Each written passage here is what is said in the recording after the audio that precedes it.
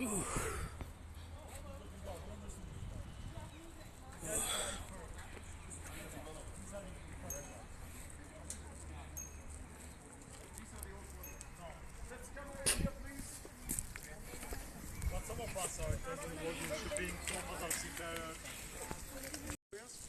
if the one in the middle does not exist anymore. All along these harbor bases, we have the the steel sheet pile walls. Yeah, that's where the ships were berthed all the time. Here, this has now been developed, let's say, in a different way that we can run with bicycle, but that's all new now.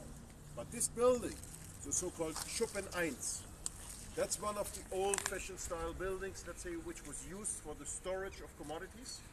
And on this side here, we had the railway sidings, which means we had the ships, we had the railways, and we had the storage, all in one location. And on the backyard of these buildings, we had the trucks coming in and out. Of course, until the 1950s, the 1960s, trucks were looking a bit different. They were not, let's say, as powerful as they are today. They were not qualified for taking containers because they were not invented.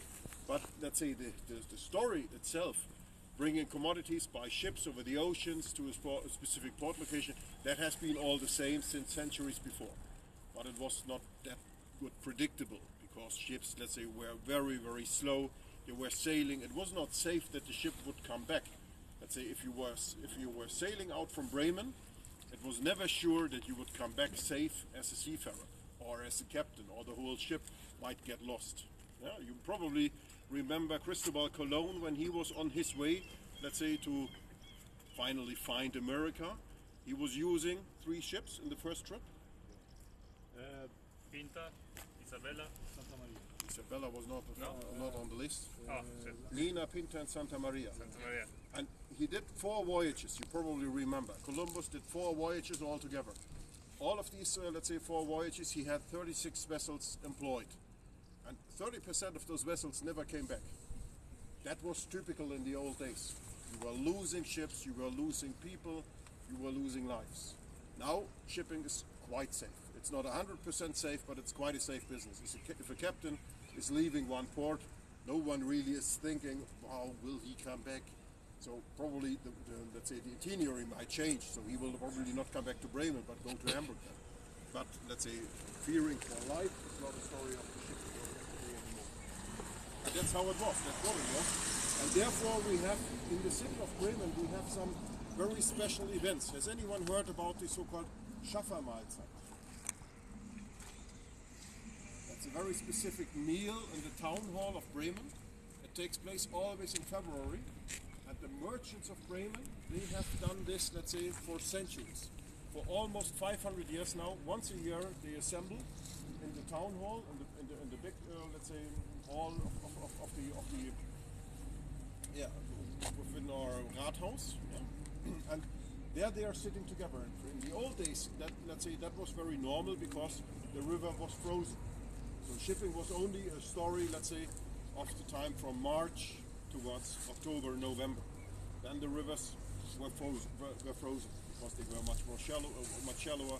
And at those days it was very unsafe if a ship could come back. Therefore, they had these meetings. They were sitting together. They were talking about where do we go? Do we, let's say, join forces? They were also talking about questions that are important of today, like pirates, how to, let's say, deal with the pirates, for example. All those issues have been discussed in the beginning of the year. And then, let's say, they went out to sea. They went out to the Baltic Sea, they went out to the North Sea. They didn't go, of course, that far because at those days it was far too, let's say, it was not even explored, or so to say, not known, let's say, to the seafarers of those days. North America, Canada, South America, that came a bit later. But let's say, for regular shipping, of course, for liner shippings as we have it today. But from that time on, we have this history of, let's say, people coming together, merchants, captains, sitting in the town hall, having discussions with politicians nowadays, of course, as well, and let's say talking about the wealth of shipping, the way of shipping, how things are moving forward. And as you can imagine, as you have learned it in your course, they are talking about decarbonization, of course, nowadays. They are talking about resilience. They are talking about how to find the right crew members. So all those issues which are on the agenda in your study course, they are also on the agenda, of course, of the managers, of the, let's say, merchants, of the captains, let's say, when they are coming together discussing their things. And this specific meal, the so-called Schaffermahlzeit, is now existing for almost 500 years, and it only stopped over the world wars and within Corona times. So that's a really long part of the history, let's say, of a city like Bremen that we have here. And that's also part of our DNA. Let's say therefore Bremen is so much connected to the wonderful world of shipping. If you just look over there, you see a nice building, a white building with a kind of container on top, which is. We do have one person here who's working for MSC. Yeah, but not here in Hamburg. In Hamburg. Yeah. In Hamburg, unfortunately, they have now taken over 49% of the HHLA. Yeah, they do. That's the local terminal operator. And that was a huge deal last year. All over the discussions were all over the place, also here in Bremen. And unfortunately, most of the offices that we have here will slowly move over to Hamburg. Yeah. You're already there. Yeah, Congratulations. But for the workers here, we are not really happy, of course, as I'm working for Bremen. I would like to keep them here. So far, they are telling us, yes, we will still have lots of people here in Bremen, but I'm not that sure. So you're talking with them? Sure. Well, and then what's the role in which committee? No, they are also our customer for the Port of Bremen. They are our, let's say, major customer for Bremerhaven. And let's say that's the direct role. They are always asking us for cheaper port use. They have a terminal in Bremerhaven, right? Yes. MSC Gate. Yeah, exactly. Yeah, that's, let's say, they are 50% shareholder there, and the rest is owned by Eurogate. Eurogate itself, yeah. That's the company which is home based here in Bremen. That's, let's say, this, if you look at it as a single unit, that's the largest container terminal operator that we have in Europe.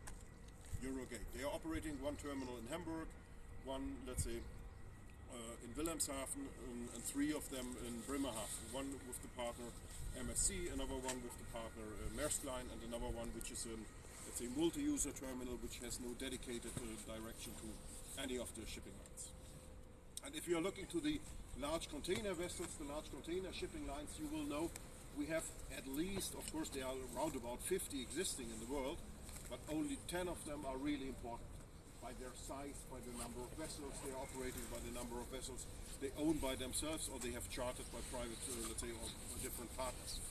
And MSC, for the time being, that's the number one of our global oceans. Then we have Maersk Line. You have the right color for Maersk right now, because that's the wonderful, let's say, blue that they are using. Has anyone seen the nice new containers from Maersk? I think I came across. Yeah. Just recently, like 1 month ago. I had a presentation about Maersk, about sustainability, so I think so. Yeah. Just 1 month ago, they have decided to, let's say, paint all their new containers in this light blue color, because in the old days they were more like grayish, and let's say, then they have seen one, Ocean Network Express. You know where they are from? China. It's China, right? Ocean Network Express, Japan. Yeah. Home based in Singapore, and that's, let's say, a joint venture of the three large, let's say, Japanese shipping lines, and they put together all their container businesses, like K-Line, NYK, and MOL. They said, okay, we all have, let's say, a container part of our business, and this is not, let's say, we are not really making much profit, and we are losing, let's say, momentum, and we are losing market share. And therefore, the Japanese shipping lines, they have simply decided, why don't we put in all our assets into one new single company, and that has been created as one. And they also used something very specific, which was totally new for the world of shipping. They used magenta, or some people are saying pink, for their color of the ships and the containers. And whenever you see a container stack right now, and there was just one single container from one inside the whole stack, you will easily recognize that one. Yeah, so that was a very, very good idea by the branding, by the, let's say, by the initial idea. In the first beginning, most people were saying, wow, we are going to get crazy to paint ships in magenta or in pink. But it's really, really, let's say, widespread all over the place now. You will find them everywhere nowadays. That really stands out. And therefore, I think Maersk has now taken the decision, let's say, to go away from this, let's say, grayish color towards let's say, the wonderful light blue. Also, they painted the ships in the same way, right? Yeah. Same light blue. They look so nice. Depends a little bit, let's say, if they're owners of the ship, then they're typically painting, let's say, the ships in their own color. If they're just chartering the vessels, then of course, let's say they leave it to the charter, typically. Or if they are, let's say, signing a 10-year chartering contract, which could be very rare, then of course they could also ask for the color. But if you're chartering just, let's say, for a voyage or just for half a year or maybe for 1 year contract, you typically do not paint the ship, let's say, in the color that the charterer wants it. So it's Eurogate state owned? Eurogate is, let's say, 50%, let's say, owned by the BLG, which is mainly owned by Bremen, and the other 50%, let's say, that's a private, let's say, entrepreneur from Hamburg. That's Thomas Eckelmann, one person, let's say, or his family. They are 50% shareholders of Eurogate. That's the largest competitor to HHLA. Hala. Yeah, to Hala, because they are, let's say, mainly located and focused in Hamburg, and Eurogate is focused on the European field. Okay, so again, this is one of the old, let's say, warehouses buildings, which is now, let's say, reused as a living space, for example. Some student, or you said it, let's say, these locations here are typically, let's say, quite expensive. So you have to study hard, let's say, work for 2-3 years, and then, let's say, you have the option to, let's say, be able to afford a flat here, or let's say, and that's really, really nice. Yeah, because it's a connection between the old, let's say, style and then the new style. You see some, let's say, from different periods of time, you see the old warehouses here, but they will all more or less go away, or they will be, let's say, rebuilt in a way that they can also, like this one, accommodate, let's say, flats or apartments, let's say, for living. So those containers are just like trash, right? No, they are used for something, but let's say not really for the world of shipping. Okay, we just move into that direction.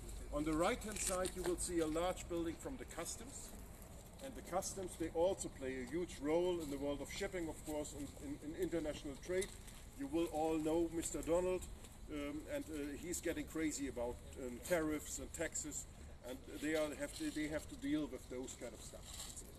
Let's say they are also, let's say, active in all the ports in the world, and the headquarters from the customs in Bremen, that's right here, also the overseas city.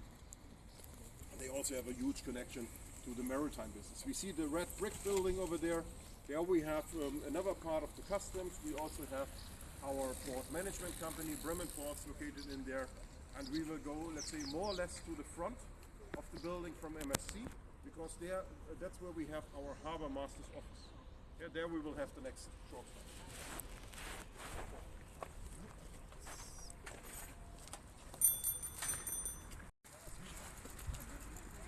I live here. I work for that fucking company.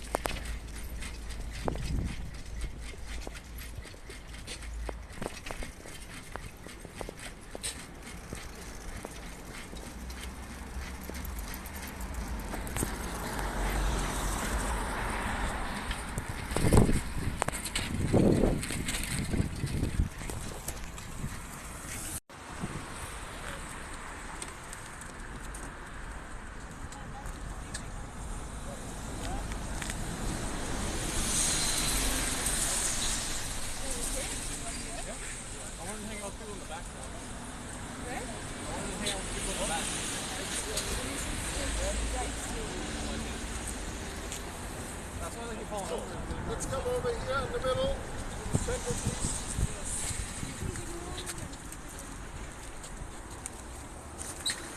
Take a look at that building. That's the headquarters of the harbor master of Bremen. And it always has been. And the harbor master was looking straight into a harbor basin. Turn around 180 degrees. Right here. This was the so-called overseas port. Even a bit larger than the one we have seen before. The Europa Hafen. And we just came back here. And that was, let's say, that's always important to have the harbor master because he's in charge of. He's looking at us. Oh, there he is, harbor master. Hello. Say hello, harbor master. Hello. Harbor Master. That's what the condition. Achim, danke dir. Tschüssing. Yeah, he's the harbor master in charge here for the port of Bremen. Joachim Bote. And I just give him a phone. Oh. No. That was a secret. Until today they have their offices here.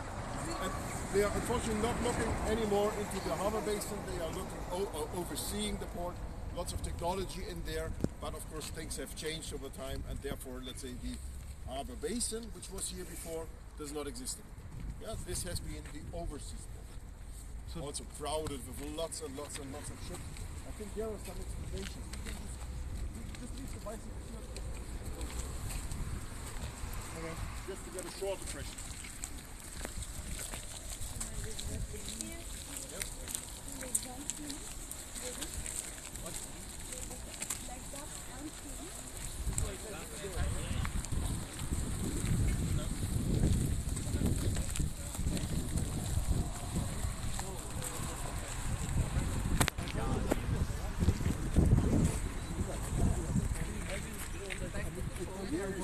How it looked like until the 1960s.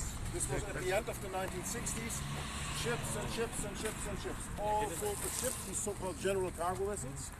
Yeah, that we still have. Some of those are do exist still in the world of today.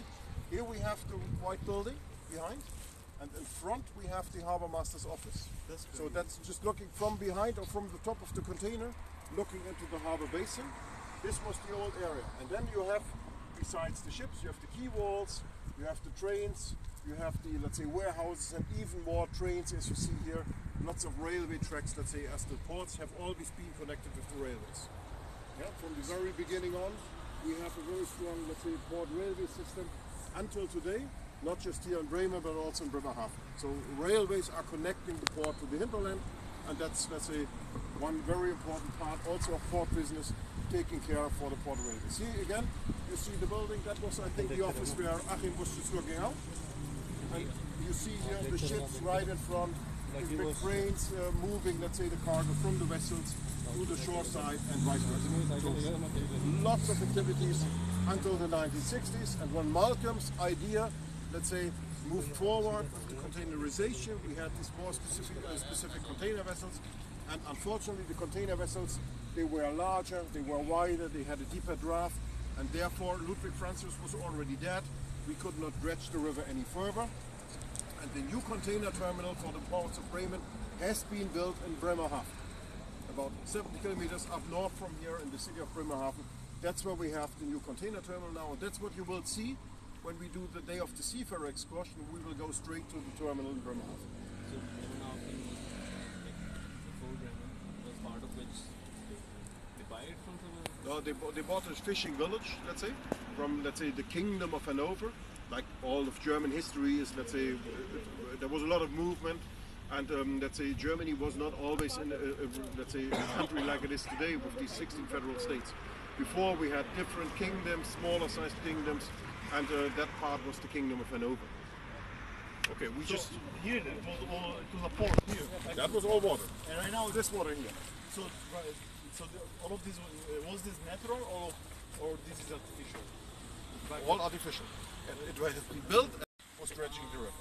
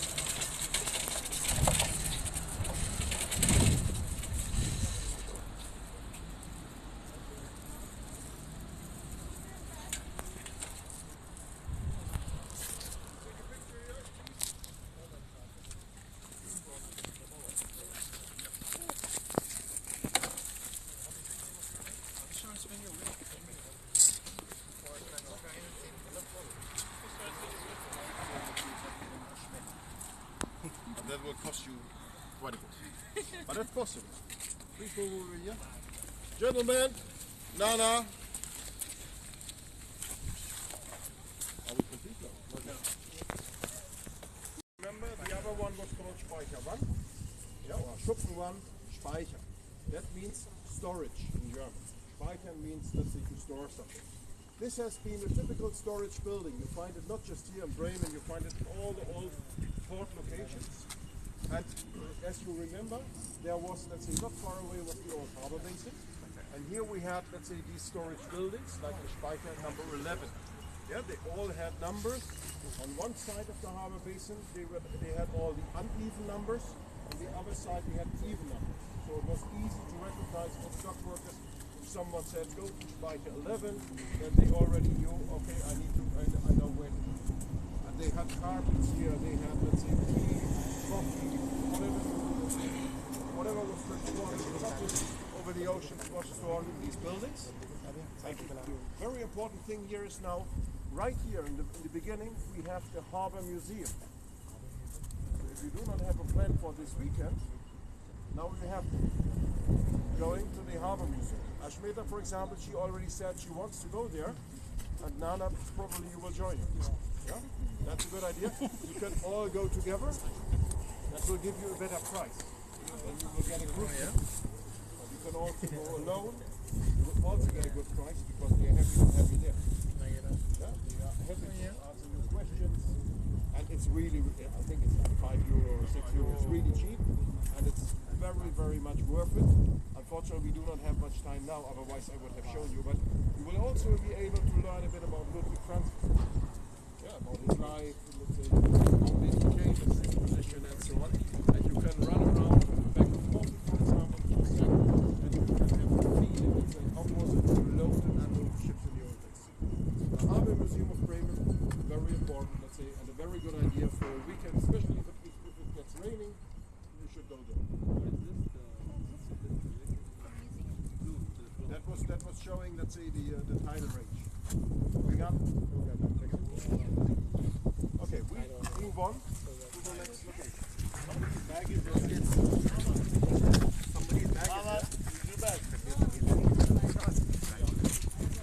your bag.